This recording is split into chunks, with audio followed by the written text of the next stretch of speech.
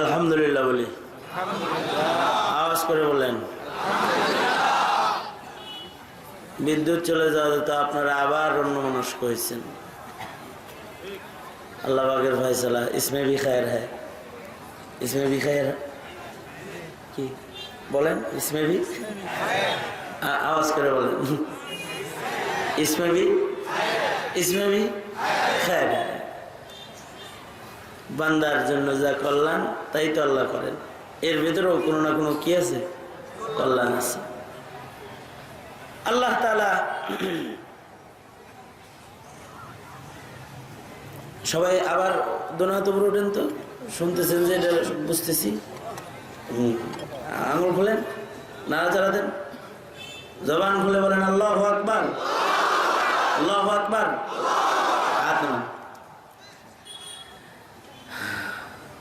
তা আমি কি বলতেছিলাম, কইছিলাম ফেরেশতা জিন্নাত এরাও সম্মানিত সৃষ্টি। এদের আশ্চর্য সৃষ্টি আল্লাহ পাকের। অনেকে এই কথাগুলো শোনার পরে মনে মনে ভাবে যে জিন হইলেই বলা আছিল, অনেক আকৃতি তরল যেত। কিন্তু সৃষ্টির সবচেয়ে পরে বানাইছেন আল্লাহ তাআলা ইনসান। সকল সৃষ্টি সম্পন্ন করার পরে আল্লাহ তাআলা ইনসান বানাইছেন।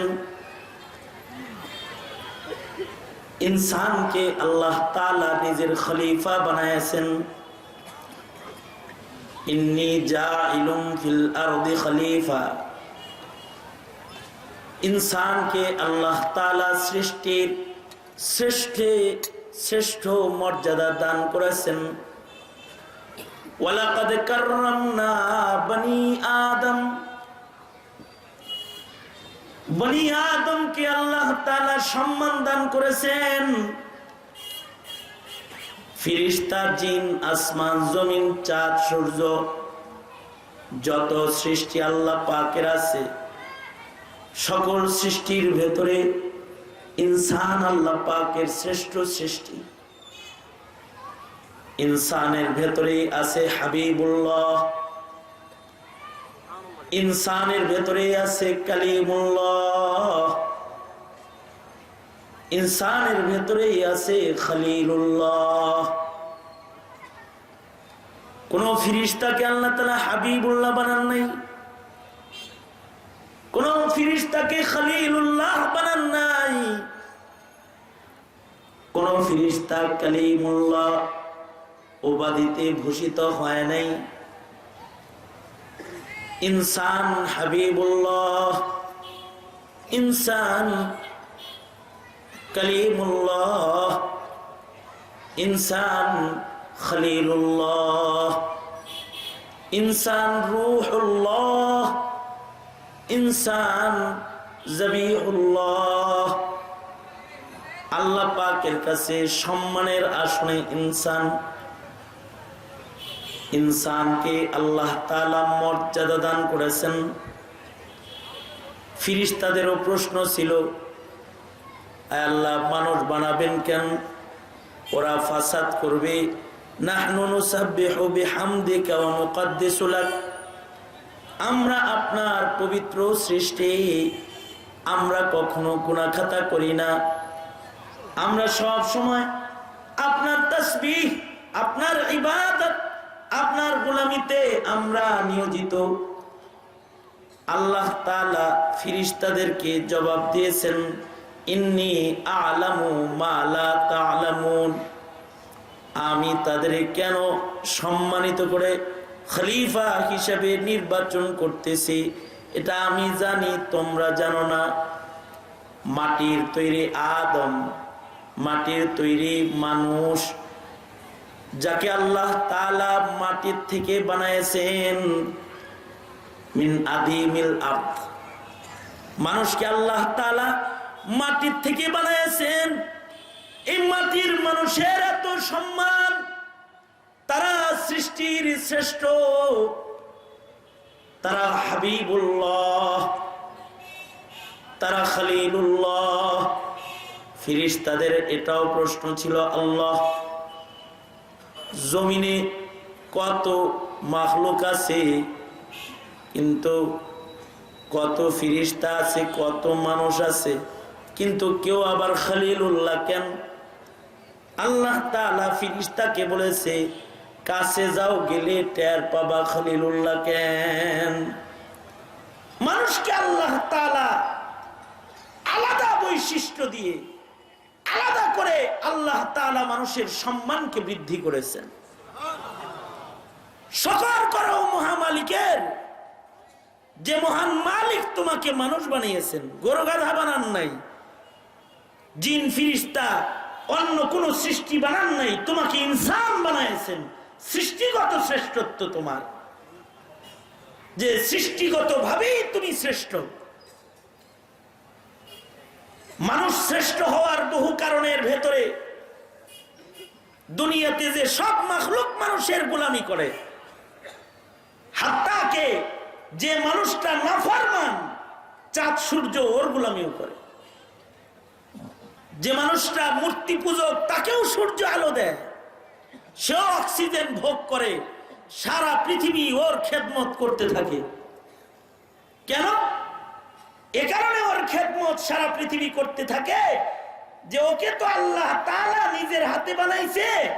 মৃত্যুর পূর্বেও যদি আল্লাহকে ডাক দিয়ে মাপ চায়, তাহলে তো আবার মাফ করে দিবে, ওর জীবনের সব গুনাহ ক্ষমা করে দিবে। ও তো আল্লাহ পাকের স্বহস্তে তৈরি। কোন মাখলুককে আল্লাহ তাআলা নিজের হাতে বানান নাই। যত মাখলুকাত সবকিছু আল্লাহ পাক হুকুমে বানাইছেন। বলেছেন কোন, হাও তো ফায়াকুন, হয়ে গেছে। এটা আল্লাহ পাকের হুকুমে তৈরি সব মাখলুকাত।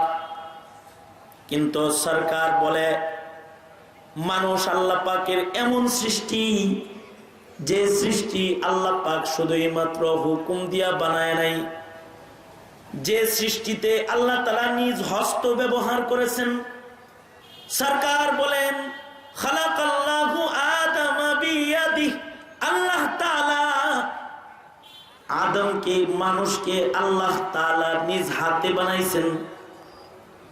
আল্লাহর হাতের ছোঁয়া তোমার গায়ে লেগেছে, তুমি ইনসান। নিজ হাতে আল্লাহ তাআলা মানুষ বানিয়েছেন, আল্লাহর হাতের তৈরি, তাই আল্লাহ তাআলা মানুষকে শ্রেষ্ঠ সৌন্দর্য দান করেছেন। লাকাদ খালাকনাল ইনসানা ফি আহসানি তাকওয়িম, মানুষকে সর্বোচ্চ সৌন্দর্য আল্লাহ তাআলা দান করেছেন।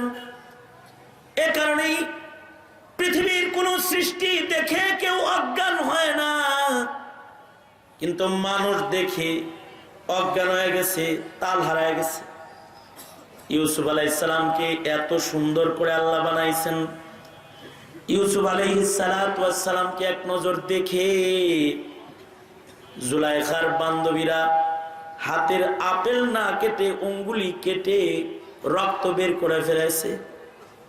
এত সুন্দর সৃষ্টি, যে মানুষটা আল্লাহ পাকের জাহিরি সৌন্দর্য পায় নাই, কালো কুৎসি একটা মানুষ, কিন্তু তার গঠনও আল্লাহ তাআলা এত সুন্দর করেছেন যে কালো মানুষটাও চাঁদের চাইতে ভালো, কালো মানুষটাও সূর্যের আলোর চাইতে ভালো। কালো একটা মানুষ, তাকেও আল্লাহ তাআলা সর্বোচ্চ অবয়ব দান করেছেন, সুন্দর সুগঠন দান করেছেন। এ কারণে একটা কালো মানুষের চাইতেও কোনো কিছু ভালো নাই। চাঁদ সূর্যের চাইতেও একটা কালো মানুষ অনেক সুন্দর। এ কারণে ইমামে আজম আবু হানিফা রাহমাতুল্লাহ আলাইহি ওই আয়াতের নিসবতে কালো বউয়ের তালাক না হওয়ার ফতোয়া দিয়েছেন। এক লোক বলছে তুমি যদি চাঁদের চাইতে সুন্দর না হও তাহলে তুমি তালাক। ইমামে আজম বলে মহিলাটা কালো, কিন্তু তারপরেও সে তালাক হয় নাই, কারণ তার কালো এই অবয়বটাও চাঁদের চাইতে ভালো। এটা চ্যালেঞ্জ করেছে আল্লাহ, ঘোষণা দিছে আল্লাহ, জানায় দিছেন আল্লাহ। নিজ হাতে আল্লাহ তাআলা এই মানুষকে বানিয়েছেন। আল্লাহর হাতের পরশে তুই ধন্য, তুই কিন্তু কুকুর না, তুই গরু ছাগল না, তুই আল্লাহর হাতের পরশে ধন্য, তুই ইনসান। নিজেকে তো চিন আগে যে তোকে আল্লাহ তাআলা পশু বানায় নাই, ইনসান বানাইছে। আল্লাহর হাতের পরশে মাখলুকাতের ভেতরে তোর দাম বেড়েছে।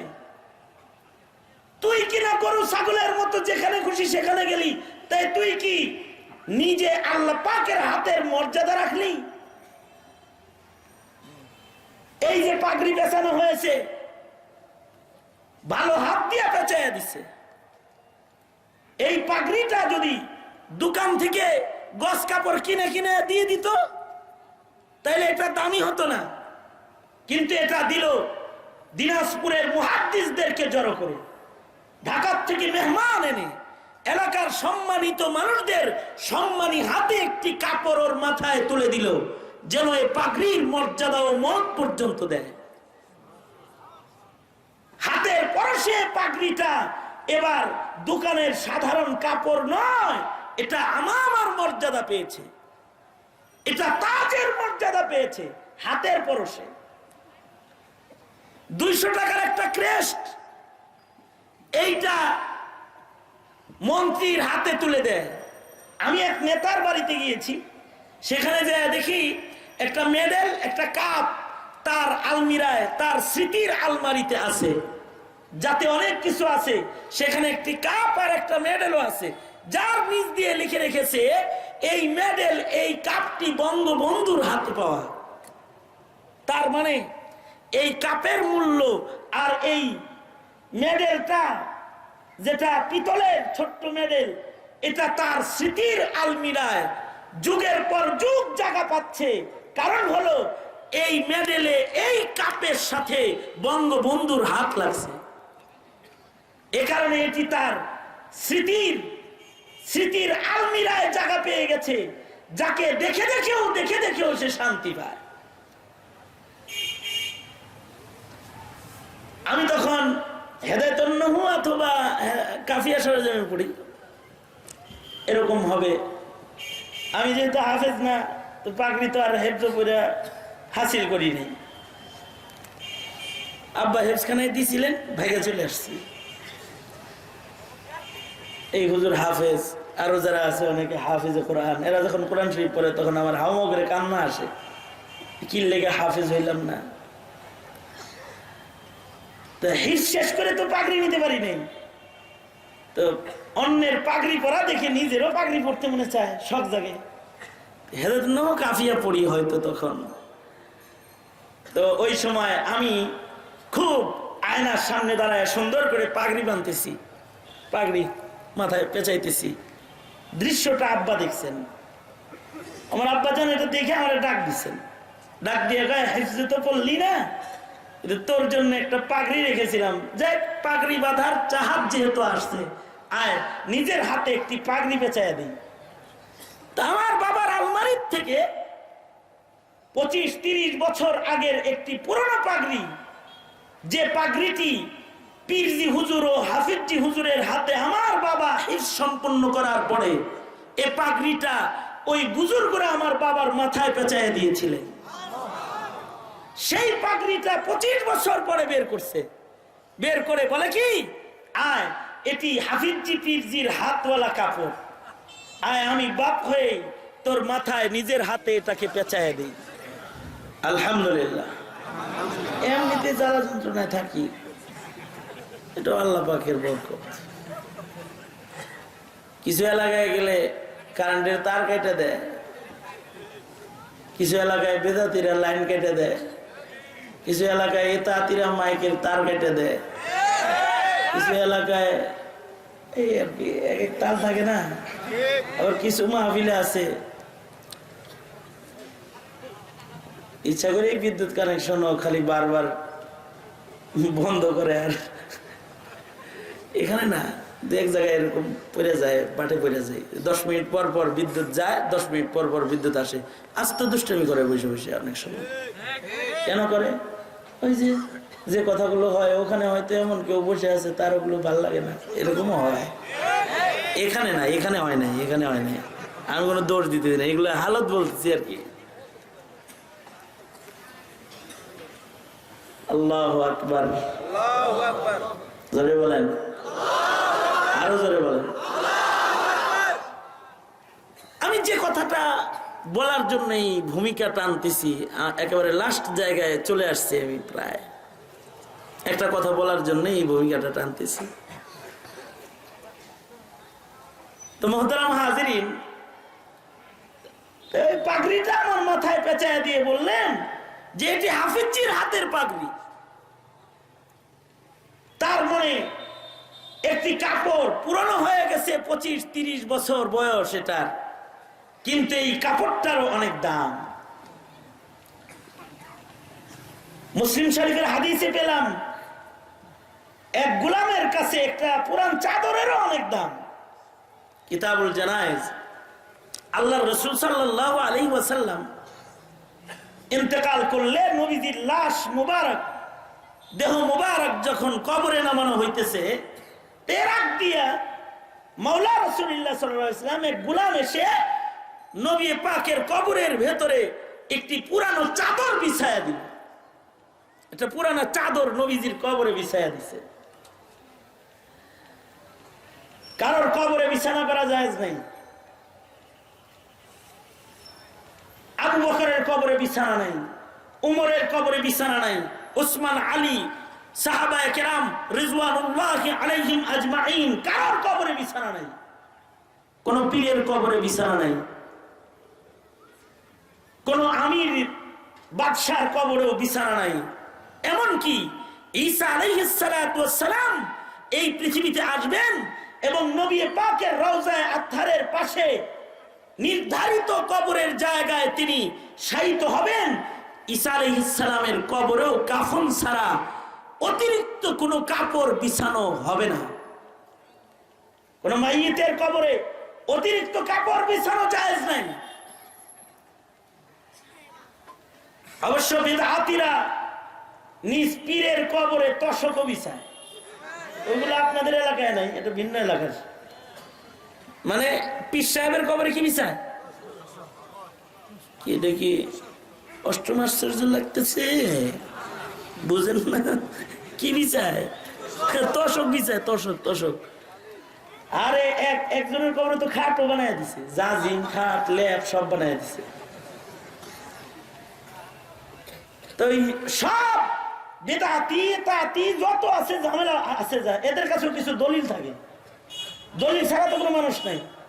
ওই বিদআতি যারা, ওদের দলিল হইল নবীর কবরে যদি সাহাবী চাদর বিছায়, তা আমার পীরের কবরে তোশক বিছামু, কি সমস্যাটা কি, অসুবিধাটা কি? এগুলো তাদের দলিল। তো যাই হোক, বিছায়ও, তুমিও তোমার কবরে ডবল তোশক বিছায়া যাইও। তোশক বিছায়া কবরের আরাম মিলে না।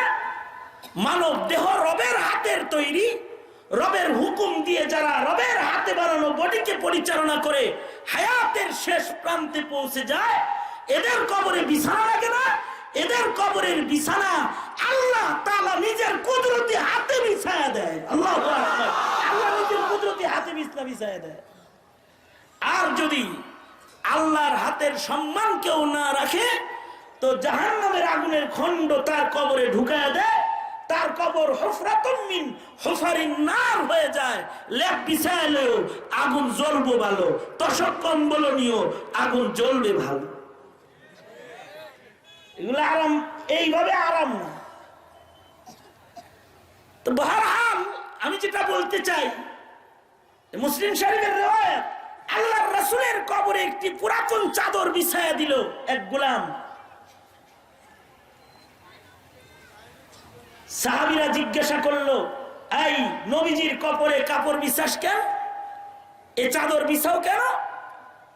গোলাম বলে, এ চাদরটা নবীর কবর ছাড়া অন্য কোথাও বিছায়া অথবা অন্য কোথাও রাখার জায়গা নাই।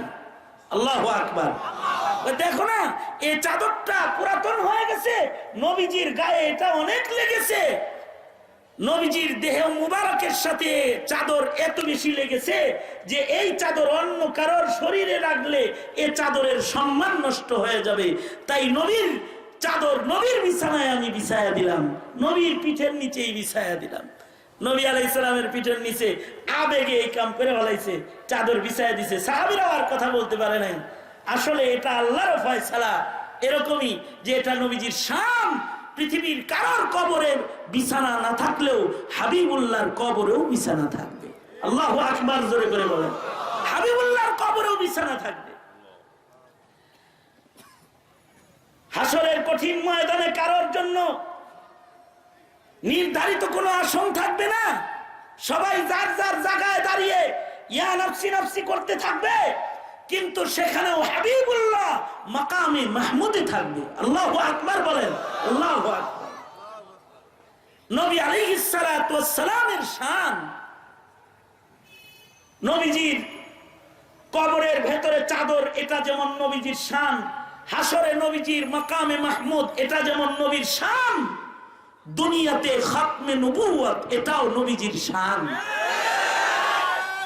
এই দুনিয়ার কিয়ামত পর্যন্ত আমার নবীর পরে আর কোন নবী আসবে না। আমার নবী খাতমে নবুয়তের শানওয়ালা নবী, খাতামুন নবিয়্যিন তিনি।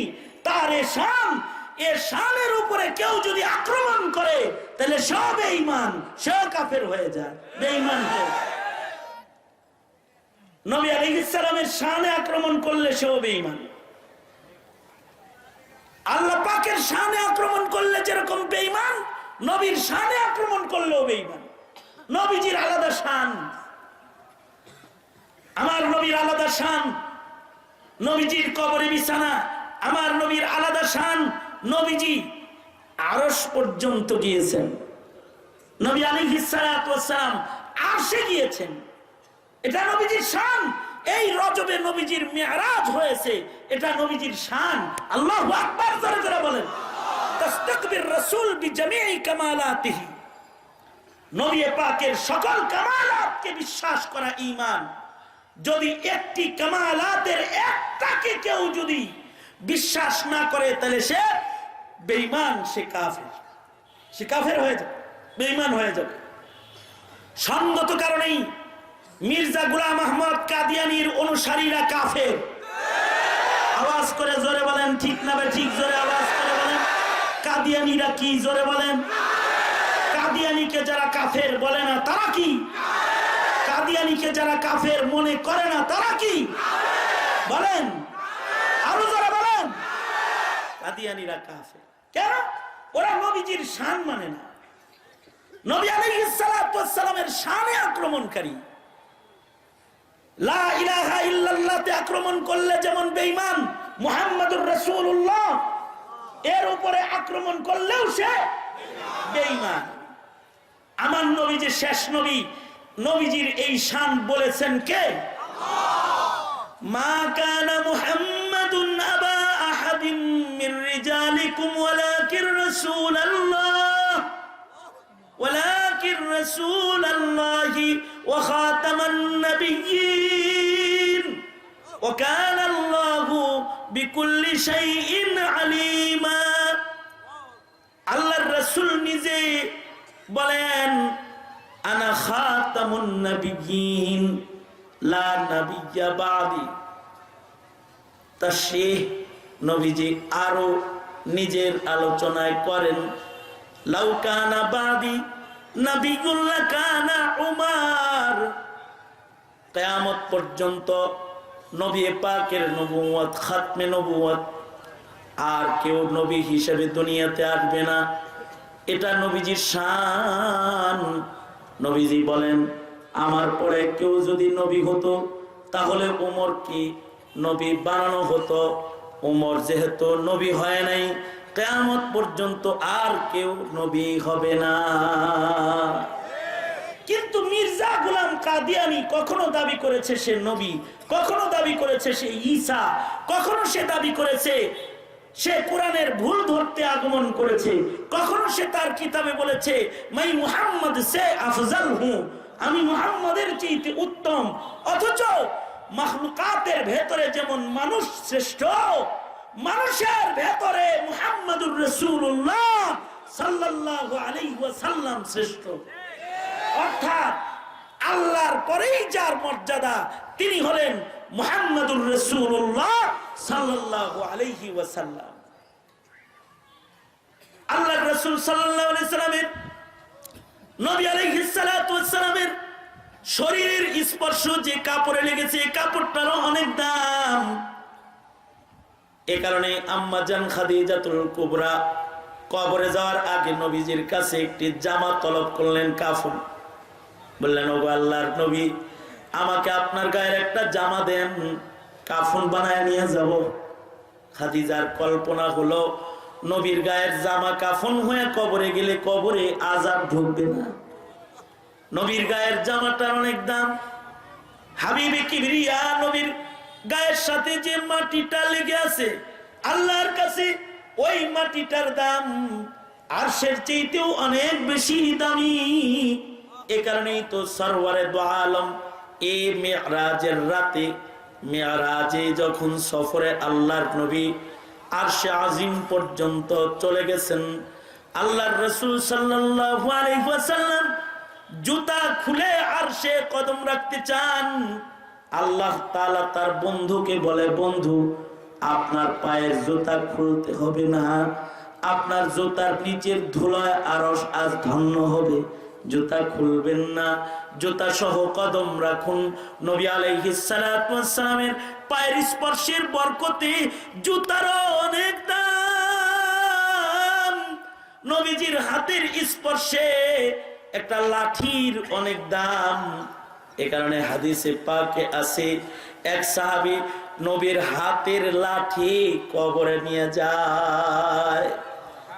আল্লাহর রাসূল সাল্লাল্লাহু আলাইহি ওয়াসাল্লামকে এক সাহাবী খুশি করে ফেলেছে। বাবু সালাতিত তালিবি ওয়াল মাতলুব, কোনোভাবে নবীজিকে খুশি করে ফেলেছে। পুরা ওয়াকিয়া বলার সুযোগ নাই।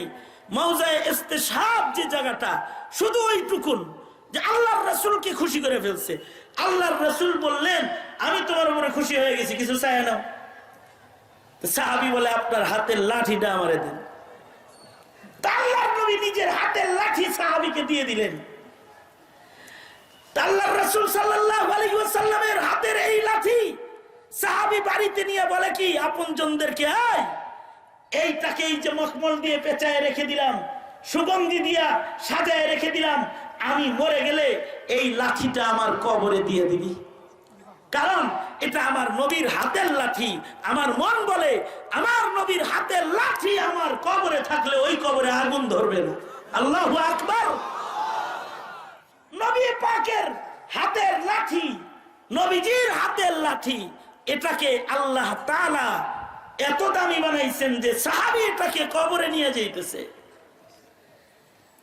মানব জীবনে মানুষের কিছু কিছু জায়গায় আল্লাহ পাকের হাত লাগছে। এই যে পুরুষের এই চেহারায় আল্লাহর হাত লাগছে, এ দাড়ি আল্লাহর হাতে, আল্লাহর হাতের জিনিস। আল্লাহ তাআলা হাত দিয়ে আদমকে বানিয়েছেন। এই হাতের কারণে মানুষের চেহারাও দামি, হাতের কারণে মানব দেহ দামি, হাতের স্পর্শের কারণে মানুষের মর্যাদা অনেক উঁচু। আল্লাহ পাকের ছোঁয়ায় মানুষ সৃষ্টির শ্রেষ্ঠ। কিন্তু সব মানুষ এই শ্রেষ্ঠ মর্যাদা নিয়ে জান্নাতে যেতে পারবে না। হ্যাঁ, আল্লাহ পাক সকলকে নিজ হাতে বানিয়েছেন, তাই সকল বনি আদমের সকলের জন্য একটি করে জান্নাত বানিয়েছেন। হাতের জিনিস সাথে রাখার জন্য সকলের নামে নামে জান্নাত বানিয়েছেন। যারা হাতের সম্মান রাখবে তাদের জান্নাতে সাথে জায়গা দিবেন, নিজে হবেন মেজবান, বান্দাকে বানাবেন মেহমান। আর যারা হাতের সম্মান রাখবে না ওরা আসলে মানুষ না, ওরা মানুষ নামের কলঙ্ক। উলাইকা কাল আনআমি বাল হুম আদাল, ওরা চতুষ্পদ জন্তুর চেয়ে বেশি খারাপ। ওদেরকে দিয়ে আল্লাহ তাআলা জাহান্নামের আগুনকে জ্বালাইবেন।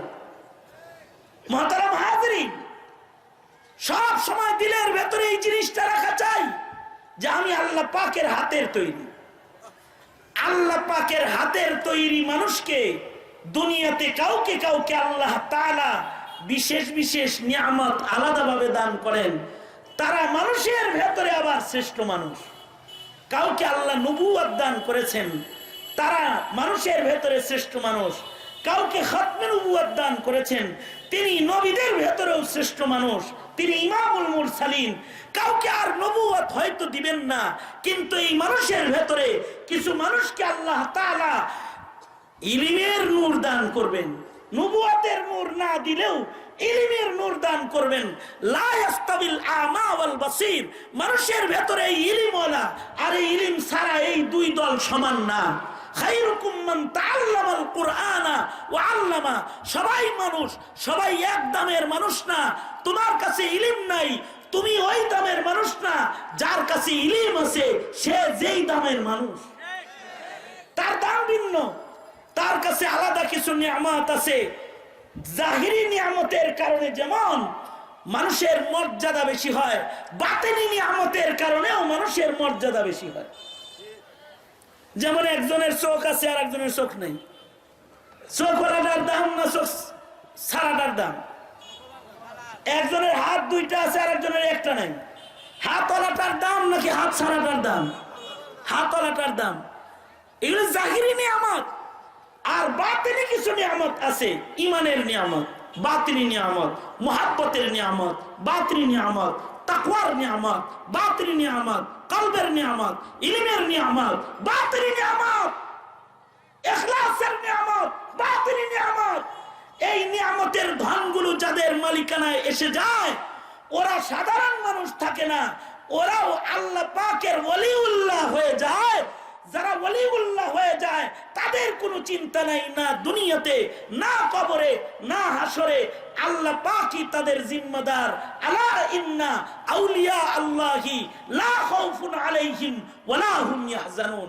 মানুষের ভেতরে যারা আল্লাহওয়ালা মানুষ, এদের কোনো ভয় নাই, না দুনিয়াতে, না কবরে, না আখিরাতে। এই দুনিয়াতে আমাদের যে বিভিন্ন মুসিবতে ধরতেছে, করোনায় ধরতেছে, ভাইরাসে ধরতেছে, মহামারীতে ধরতেছে, অশান্তিতে ধরতেছে, এর মূল কারণ হলো আমরা আল্লাহ পাকের মাহবুব না। মানুষ তো হয়েছি কিন্তু প্রিয় মানুষ হতে পারছি না। সঙ্গত কারণে আজকে আমার দাওয়াত থাকবে, সেটা হলো এই, আসুন শেষ নিঃশ্বাস পর্যন্ত আল্লাহর প্রিয় মানুষ হওয়ার ধান্দা করি। ইনশাআল্লাহ বলেন, আওয়াজ করে বলেন ইনশাআল্লাহ। মুহতারাম হাজিরিন, মানুষের ভেতরে শ্রেষ্ঠ মহামানব মুহাম্মদুর রাসূলুল্লাহ সাল্লাল্লাহু আলাইহি ওয়াসাল্লাম আমাদের নবী। আমাদের নবীর সম্মানে কেউ যদি আক্রমণ করে, আমরা এটাকে বরদাস্ত করে নিব না। ঠিক কিনা? জোরে আওয়াজ করে বলেন ঠিক কিনা?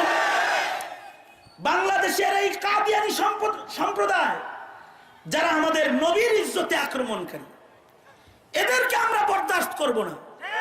আজকের মাহফিল থেকেও আমরা প্রশাসনের মাধ্যমে সরকারকে খবরই দিতে চাই, 70 কাদিয়ানীদেরকে অমুসলিম ঘোষণা করুন। 70 নাস্তিক মুরতাদদেরকে মৃত্যুদণ্ডের আইন দিয়ে তাদেরকে শাস্তি প্রয়োগ করুন। 70 মুসলমানের ঘাঁটিতে, ইসলামের মাটিতে কোরআন সুন্নাহ, ইসলাম ও মুসলমানদের সার্বিক নিরাপত্তা বিধানে সরকারের পক্ষ থেকে ইসলামের বিরুদ্ধে কটূক্তিকারীদেরকে সর্বোচ্চ শাস্তি, মৃত্যুদণ্ডের আইন সংসদে পাশ করুন। ঠিক কিনা? আমি আজকের সম্মেলনেও আপনাদেরকে জানাতে চাই, আপনাদেরকে বলতে চাই, আমরা কি আমাদের নবীর ইজ্জত রক্ষার্থে কখনো যদি আমাদেরকে মুহাব্বতের নজরানা পেশ করতে হয়, আমরা নজরানা পেশ করতে তৈয়ার আছি তো ইনশাআল্লাহ। আল্লাহ তাআলা আমাদের সবাইকে কবুল করুন। জোরে বলুন আমিন। কিছু কিছু স্লোগান সমাজের মানুষের কানে কানে পৌঁছে দিন। কাফের কাফের, কাদিয়ানীরা কাফের, নবীর পরে নবী নাই, সংসদে আইন চাই, নাস্তিক মুরতাদদের ফাঁসি চাই। ফাঁসি ফাঁসি ফাঁসি চাই, নাস্তিক মোরতাদের ফাঁসি চাই। কারণ আমাদের দেশে একাডেমিক ভাবে ইমান শিক্ষা দেওয়া হয় না। আমাদের ছেলেরা যেন একাডেমিক ইমান শিখতে না পারে, এই চক্রান্ত করে সকালবেলার স্কুল চালু করে মক্তবগুলোকে বন্ধ করে দেওয়া হয়েছে। মক্তবে তালা এখন। সঙ্গত কারণে আমাদের আওয়াজের মাধ্যমে আমাদের সন্তানদের ঈমান সংশোধন করতে হবে, ঠিক কিনা? আওয়াজ করে বলেন ঠিক কিনা? কি স্লোগান দিবেন? আমি বলবো কাফের কাফের, আপনারা বলবেন কাদিয়ানীরা কাফের। কাফের কাফের কাফের কাফের। এই কাদিয়ানীরা যে কাফের, এতে কোনো সন্দেহ আছে কারো? কেন কাফের? সে নিজেকে নবীর দাবিদার। সে কখনো বলেছে সে ঈসা, কখনো সে বলেছে কোরআনের ভুল ধরতে সে আগমন করেছে, কখনো সে বলেছে যে আমি মুহাম্মদুর রাসূলুল্লাহর চাইতে উত্তম, কখনো সে বলেছে আমাকে যে নবী মানে না সে জারজ, হারামজাদা। এই যে এমন এমন কথা যে বলেছে, সে কি মুসলমান না কাফের? তার অনুসারী যারা, তারা কি জোরে আওয়াজ করে বলে? সঙ্গত কারণে এই আওয়াজ ঘরে ঘরে পৌঁছে দিন। কাফের কাফের, কাদিয়ানীরা কাফের। গাছে গাছে লটকা দাও স্লোগান, দোকানের সাইনবোর্ডে সাইনবোর্ডে লিখে দাও কাদিয়ানীরা কাফের, ঠিক কিনা? এই আওয়াজ পৌঁছে দিন। আর আমরা এখানে ছাত্র তোলাবা, এখানে যারা এসেছো, তোমরা যারা এখানে এসেছো, তোমাদেরকে বলবো, তোমরা কিন্তু ইলমের ধনে ধনী। তোমরা তোমাদের জীবনকে ইলমের ধন দিয়ে সাজাতে আমলি জিন্দেগির নকশা আকাবের আসলাফদের অনুকরণে বাস্তবায়ন করে মর্দে মুজাহিদের খাতায় নাম লেখাও। তোমরা যদি পেয়ারা মর্দে মুজাহিদ হতে পারো আল্লাহ পাকের পছন্দের, তো তোমাদের আওয়াজ শুনলে কাফেররা পালাবে, দুশমনরা পালাবে ইনশাআল্লাহ। তৈয়ার আছি না ইনশাআল্লাহ? খেলাফে সুন্নাত একটা কাজও করব না ইনশাআল্লাহ। আল্লাহ তাআলা আমাদেরকে তৌফিক দান করে। মানুষ হিসেবে পৃথিবীতে জন্মগ্রহণ করে আল্লাহ পাকের পক্ষ থেকে যেই যেই নিয়ামতের শরফ আমরা হাসিল করেছি, মালিকানা আমরা পেয়েছি, ওই সকল নিয়ামতের পূর্ণ কদরদানি করে আল্লাহ তাআলা আমাদের সবাইকে মানব জীবনে মানুষের মতো মানুষ হওয়ার তৌফিক দান করেন। এই তামান্না, এটাই কামনা। এ পর্যন্ত কথা বলেই আজকের আলোচনা এখানেই ইতি টানতেছি। আমি আমার সংক্ষিপ্ত কথায় যেটা বোঝাতে চেলাম সেটা হলো এই, আমাদের আল্লাহ তাআলা নিজ কুদরতি হাতে বানিয়েছেন তার সাথে জান্নাতে রাখার জন্যে। সঙ্গত কারণে আল্লাহর হাতের সম্মান দিয়ে আল্লাহর জান্নাতে থাকার পূর্ণ প্রস্তুতি গ্রহণ করে আল্লাহ ওয়ালার জিন্দেগিকে গ্রহণ করি। আল্লাহ তাআলা আমাদের সকলকে সফলতার মুকুট পড়ার তৌফিক দান করেন। আমিন সুম্মা আমিন। ওয়া আখিরু দাওয়ানা আনিল হামদুলিল্লাহি রাব্বিল আলামিন। দোয়া করে সবাই একসাথে এখান থেকে যাবেন। এখনই দোয়া হবে, দোয়ার মাধ্যমে পঙ্গপালের মতো একসাথে বেরিয়ে গেলে রহমত বরকত বেশি পাওয়া যাবে। আল্লাহ তাআলা সবাইকে ধৈর্যের সাথে দোয়া পর্যন্ত অপেক্ষা করার তৌফিক দান করেন।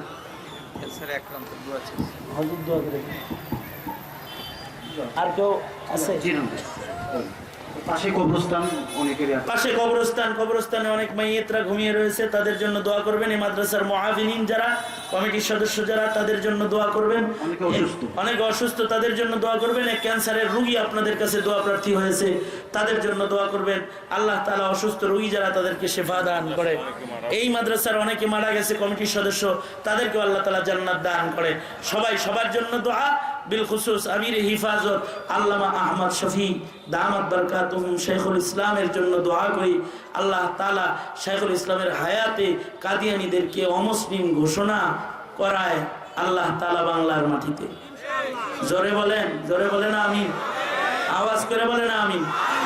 হযরত এই বৃদ্ধ বয়সে অসুস্থ দেহে গতকালকে, এই যে গত দিন আর কি, দিন যেটা গেল, এই ইয়াতে কুড়িগ্রাম পর্যন্ত এসেছেন, পঞ্চগড় পর্যন্ত এসেছেন শুধু একটা আশায়, খাতমে নবুওয়াত রক্ষার জন্যে। আল্লাহ তাআলা হুজুরের তামান্নাকে পুরা করেন। এদেশের মহামনীষী যারা কবরে চলে গেছেন সবাই খাতমে নবুওয়াতের জন্য কানতে কানতে, খাতমে নবুওয়াতের কথা বলতে বলতে ওনারা কবরে গেছেন। শেখুল হাদিস আল্লামা আজিজুল হক রহমতুল্লাহ আলাইহি, মুফতি আমিনী রহমতুল্লাহ আলাইহি, উবাইদুল হক রহমতুল্লাহ আলাইহি, সারা বাংলাদেশে খতমে নবুয়তের যে আওয়াজকে উনি তুলে ধরেছিলেন, আল্লাহ তাআলা ওনাকে জাযায়ে খায়ের দান করুন, আল্লাহ তাআলা ওনাকে উত্তম দারাজাত দান করুক, আমিন। জোরে করে বলেন। হ্যাঁ, তারপরে এখন ফিলহাল মুরব্বী যারা আছেন, এই মুরব্বীগুলার হায়াতে কমাস কম আমরা এই নিয়ামতটাকে রক্ষা করতে পারি। আল্লাহ তাআলা আমাদের সবাইকে তৌফিক দান করেন। আর কোনো কথা বলবেন? কয়েকজনের নাম, যে মাহফিল কমিটির জাহিদ ভাই এবং তার সাথে যারা কাজ করছেন তাদের জন্য দোয়া, এবং মরহুম আজিজুল ইসলাম, মরহুম অ্যাডভোকেট শরীফুল আহমেদ, মরহুম আনোয়ারুল ইসলাম মাইনুদ্দিন, এদের জন্য দোয়া। আল্লাহ তাআলা এনাদেরকে জান্নাতুল ফেরদৌস দান করেন। আল্লাহ তাআলা কবুল করেন। আলহামদুলিল্লাহি রাব্বিল আলামিন, والصلاة والسلام على سيد الأنبياء والمرسلين محمد وعلى آله وأصحابه أجمعين. ربنا آتنا في الدنيا حسنة وفي الآخرة حسنة وقنا عذاب النار. ربنا ظلمنا أنفسنا وإن لم تغفر لنا وترحمنا لنكونن من الخاسرين. ফেলিয়ে না দিও মাওলা, ফেলিয়ে না দিও, গুনাহ যত করেছি আমরা ক্ষমা তুমি করিও। বান্দা আছে বন্দিগি নাই, শেষ করেছি জিন্দেগি, আখিরাতের বিচার দিনে এ পাপীদের উপায় কি? রহমান রহিম নামে নিয়েছি আল্লাহ তোমায় মানিয়া, কেমন করে আমাদের তুমি জাহান্নামে ফেলিবা? মাফ করে দাও আল্লাহ, মাফ করে দাও, গুনাহ যত করেছি আমরা ক্ষমা তুমি দাও। রব্বুল আলামিন মাদ্রাসার মাহফিল কবরস্থানের পাশে হাফেজ ছাত্রদেরকে পাগড়ি প্রদান করা হয়েছে। উম্মতের যোগ্য বুজুর্গ উলামা হযরত স্টেজে বসা রয়েছে। হাজার হাজার জনতা বসার জায়গা নাই, দাঁড়িয়ে দাঁড়িয়ে রাস্তায় দাঁড়িয়ে কথা শুনেছে। রব্বুল